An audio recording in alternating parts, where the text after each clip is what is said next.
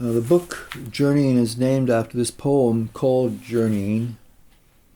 When I came to Lincolnshire after living 20 years in York, I came here in 2000, and I was the county's literature development officer.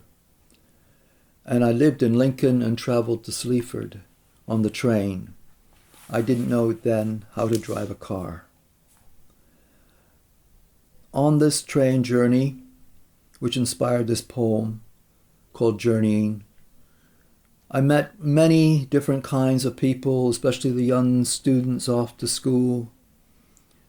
But it all reminded me of my journey, of traveling across the Atlantic Ocean, of leaving my heartbroken mother and father behind, of coming to a different land, and other people's journeys that they have suffered through colonialism, through an invasion, which we now see in this year, 2016, with the refugees fleeing from the Middle East, the same kind of disruptions, and looking at the various disruptions through history, and yet weaving through the poem still very intimate reminders of my actions when I was young, with women, with children. All those experiences somehow being on this train, somehow a microcosm of my whole life. Journeying. In that long tradition, I once abandoned my father and mother, left them bewildered at their beloved land's failure to hold their child. Bereaved in the frailty of their age, I have denied them a son's support and comforting. Over there, nieces, cousins, and nephews have matured, in my absence, almost untouchable. Now I'm travelling at the end of one millennium, before the new beginning, in a single carriage train, a big rigid caterpillar that's relinquished paths for shrilling wheels, carried past heath, marsh, and on the east finger-shadowed fens, by fortresses of straw, past quick-set boundaries and bronze trees, views of partial concern, journeying, without feeling inland, no breadth of a continent, as experienced in youth. Each mood of terrain inclines gradually, rapidly, towards an unseen brink. I give up on perspectives, as you did, my blind brother, when darkness fell across the afternoon of your years. I'm moving along the edge of somewhere that Romans conceived, toward margins of the sea. I don't hear surf, only knowledge of its roar, in a proud district of an indifferent county, among an island people who, I'm told, once controlled a quarter of the globe, on which the sun failed to set. From one peep of day to the next, youth hurl stones and confront bullets near the golden dome in Jerusalem. Hope of peace turns vaporous, fair words fade, new violence erupts, injustice continues closer to home than that center of the world. My ex-soldier friend, do you know, I couldn't believe it when I arrived in Palestine in 1947, how they hated us, those I'd come to protect. Both sides hated us Brits, hated my guts. Out the window, above village roof lines, tarred shells of abandoned windmills, tops severed, sometimes onion-shaped, look Islamic. Ancaster knobbed finials of vulnerable steeples, in profile cut ladders to climb, things you no longer see but visualize as thoughts bend towards you, Sun's brightness foreshadows triumphal blue, yet so rapidly cloud and rain darken and sense falters. I'm among centuries of communities, market towns sown like seeds, purling tributaries of the Witham and split mahogany chestnuts, at peace among town and field dwellers, who match the step of Roman standard bearers, who heard the Lancaster's tires screech, who know below their station's viney ironwork bones of Anglo-Saxons rest, not far from where the peas-sorting girls with deft callous finger ends worked until day was done.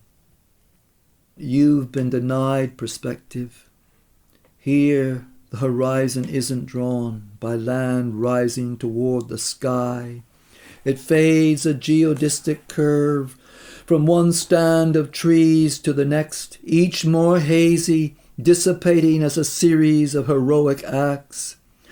Blind to the future, the press of time's concatenation, coupled in train of every second's events, more than once I've longed to abort the journey, insert a shaft of blankness. I'm a foreigner, constantly coming in, yearn to be free from counter-pulls of home against home. Here the empire seeks to repair the wasted hope of global importance. But my first home searches beneath reddened sod, trawls through settlements, vanished relics, legends, sewn, sculpted arrowheads of flint. We're home landless, First Nation, Palestinian, colonist, Jew. Stand in the same middle ground, locked in through lamp-stained chambers sessions, where forgiveness can't reclaim lost history. Have you heard squadrons of metal swans' wings with racket of cymbals battering the sky as they lift from sedate meadows? Heard hollowness of those returning mission done? Could you disentangle nature, love, history, pry them apart, your heart drumming with longing for the one thing you desired? I share the view from the train's window with a school uniform generation. I don't quarrel, enjoy too much teasy antics. They're intrigued with trifles, so am I. Someone smuggled on board a blown-up piggy. Between huffs of laughter, passes it round, invites everyone to kiss its spongy snorter with a peck or a smackaroo. The smart lad, under guise of friendship, asks the wise lad at just the right moment for the answer to the classroom conundrum, then returns to his "I'm not bothered" stance. Some teenage girls click open compacts, brush back, make new faces for cubbish males collecting for a peep, or argue like advocates. Suddenly, in the just applied shadow, beneath a pair of brown eyes, I see gathered my life desires and indiscretions under sheets. I hope she finds gentle sex when her world's not dead. The train's blemishes form a continual going away, as if unflinching, my love keeps looking straight into my face, yet walks backwards, beyond blurred outline, into absence. Gone missing, neither an urgent act or a patient retreat in love or war.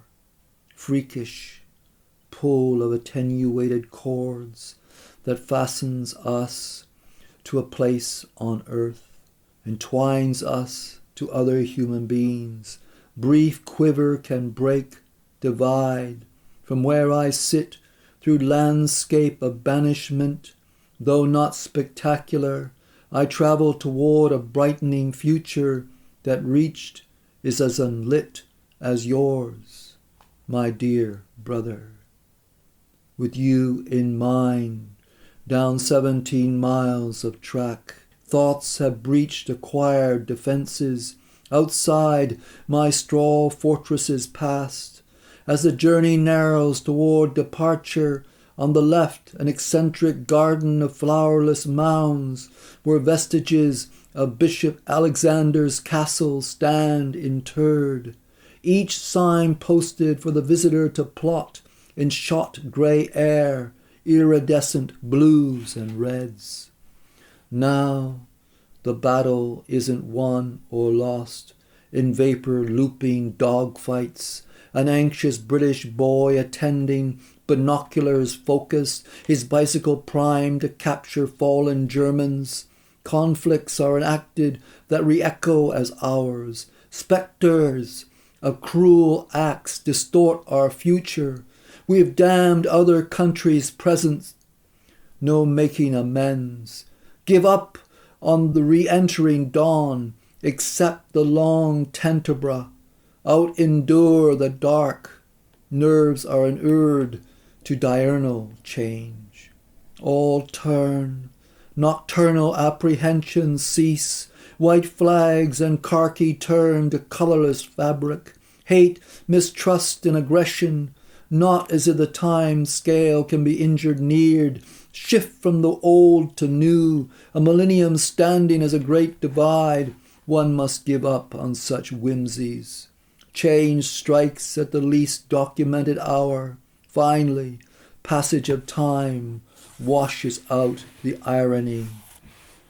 Slowing by pasture, cross-hatched fen, more than irony stays in level fields of quill-thin stubble and harrow-churned earth.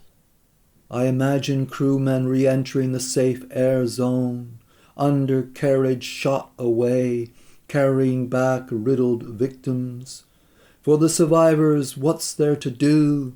Subdued welcome with embracing smile, debrief, drink a mug of best brew, before projecting wings once more block the sun.